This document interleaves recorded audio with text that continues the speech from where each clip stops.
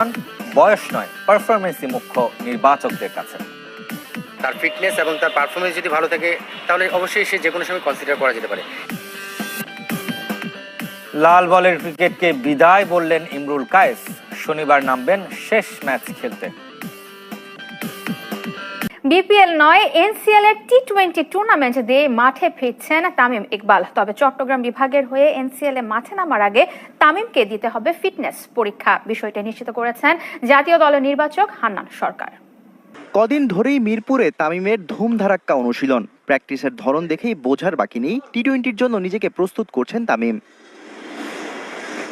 তবে বিপিএল শুরুর এত আগেই তামিম যখন প্রস্তুতিতে ব্যস্ত, তখনই গুঞ্জন রটে এনসিএলেই ফিরতে পারেন এই ওপেনার। অবশেষে জানা গেল উত্তর, প্রথমবারের মতো হতে যাওয়া এনসিএল টি-20-তেই খেলবেন তামিম ইকবাল।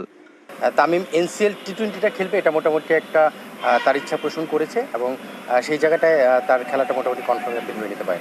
তামিম খেলে স্বাভাবিকভাবে চিটাং ডিভিশনের হয়েই খেলবে। সো টি-20টা সে খেলবে, কয়টা ম্যাচ খেলবে, কখন খেলবে, এই বিষয়গুলো আরও সময় রয়েছে আমাদের টি-20-র আগে। সো সেটা আমরা আলোচনা করব।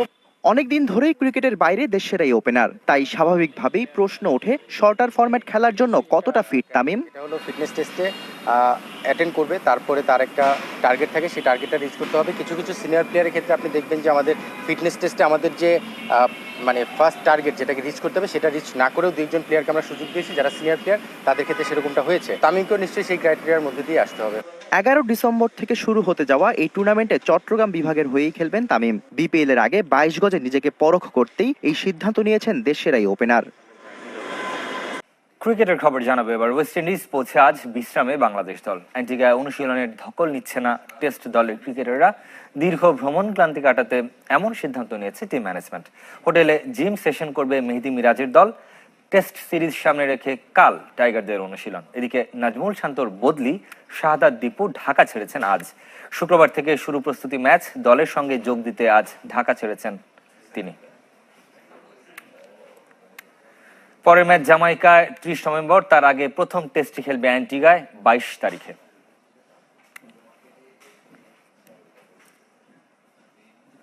টেস্ট ও প্রথম শ্রেণীর ক্রিকেটকে বিদায় বললেন জাতীয় দলের একসময়ের ওপেনার ইমরুল কায়েস। নিজের ফেসবুক পেজে এক বার্তায় অবসরের ঘোষণা দেন এই বাঁহাতি ব্যাটার।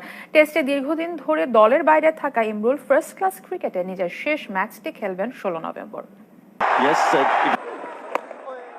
2015 সালের 28 এপ্রিল থেকে 2 মে খুলনায় পাকিস্তানের বিপক্ষে টেস্টে ধুঁকছিল বাংলাদেশ। সে ম্যাচের দ্বিতীয় ইনিংসে ইমরুল আর তামিমের 312 রানের ওপেনিং জুটি।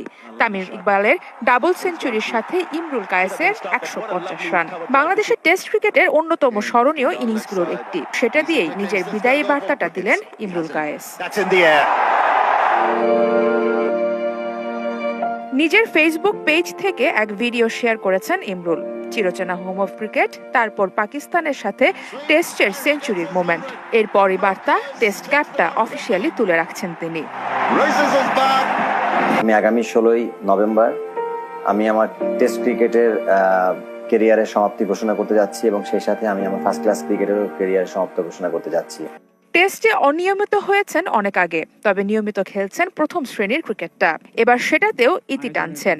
ভিডিও বার্তায় জানালেন 16 নভেম্বর খুলনা বিভাগের হয়ে শেষ ম্যাচ খেলবেন তিনি। 2009 সালে দক্ষিণ আফ্রিকার মাটিতে স্বাগতিকদের বিপক্ষে অভিষেক টেস্টের পর 39টি টেস্ট ম্যাচ খেলেছেন ইমরুল কায়েস। ব্যাট থেকে এসেছে 1797 রান, সেঞ্চুরি আছে 3টি আর হাফ সেঞ্চুরি 4টি। সর্বোচ্চ ইনিংস 150 রানের, ব্যাটিং গড় ছিল মাত্র 24.28। অন্যদিকে প্রথম শ্রেণীর ক্রিকেটে 137 ম্যাচ খেলার অভিজ্ঞতা আছে টাইগার এই ব্যাটারের। প্রায় 33.74 গড়ে করেছেন 7930 রান, আছে 20 সেঞ্চুরি আর 7। 2019 সালে ইডেন গার্ডেন্সে ভারতের বিপক্ষে গোলাপি বলে দিবারাত্রি টেস্টের দলে ছিলেন ইমরুল কায়েস। এরপর আর কোনো ফরম্যাটেই বাংলাদেশের জার্সিতে দেখা যায়নি টাইগার এই ওপেনারকে। ফুটবলের খবর শুরুতে মালদ্বীপের কাছে হেরে গেল বাংলাদেশ। প্রথম প্রীতি ম্যাচে সফরকারীদের জয় 1-0 গোলে। গতিময় আর আক্রমণাত্মক ফুটবল উপহার দিয়ে মন জয় করলেও গোল করতে না পারার পুরনো ব্যর্থতায় হারতে হয়েছে বাংলাদেশকে। সফরকারীরা গুটিকায় আক্রমণের একটিকেই গোলে পরিণত করেছে। তাতে অবশ্য ডিফেন্ডারদের ভুলও কম নয়। আরেকটা চেষ্টায় এবং তারপর এত আক্রমণ, বল দখলের লড়াইয়ে এগিয়ে থাকা, গতিতেও প্রতিপক্ষকে ফাঁকি দেয়া, কিন্তু ফল পরাজয়। ঢুকে পড়েছেন, রাকিব আছেন, কিন্তু চেনা মাঠ, হোম ভেন্যুর অ্যাডভান্টেজ, সমর্থকদের চিৎকার কোনো কিছুই বাঁচাতে পারেনি বাংলাদেশকে। 2 ম্যাচ সিরিজে পিছিয়ে পড়ল স্বাগতিকরা। সোহেল রানাই শুরু, মোরসালিন, ফাহিম, তপু বর্মন, রাকিব, কে নেই সেই মিসের তালিকায়। আক্রমণ করতে করতে রক্ষণটাই হয়তো ভুলে গিয়েছিল বাংলাদেশ। হামজা মাহমুদের সেট পিস থেকে মাথা ছুঁয়ে মালদ্বীপকে এগিয়ে দেন আলী ফাসির। অভিজ্ঞ এই মিডফিল্ডার সবুজ সমুদ্রে লাল গর্জন তোলেন। মালদ্বীপের 3 ফুটবলার ছিলেন পুরোপুরি আনমার্কড। সেন্টার থেকে বল নিয়ে মালদ্বীপ রক্ষণে ভয় ধরিয়েছিল বাংলাদেশের সোহেল রানা, কিন্তু পরিণতি সেই মিস। বাধার দেয়াল, মালদ্বীপের গোলপোস্ট। দ্বিতীয়ার্ধে একসাথে জনি, ইমন, চন্দন রায়কে নামিয়ে আক্রমণে গতি বাড়ানোর চেষ্টা কোচ হাভিয়ের কাবরেরার।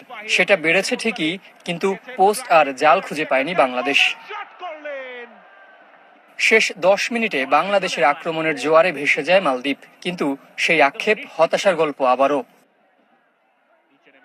তাই পরিণতি পরাজয়, র্যাঙ্কিংয়ে এগিয়ে যাবার আশায় শুরু হওয়া সিরিজে এখন পিছিয়ে পড়ে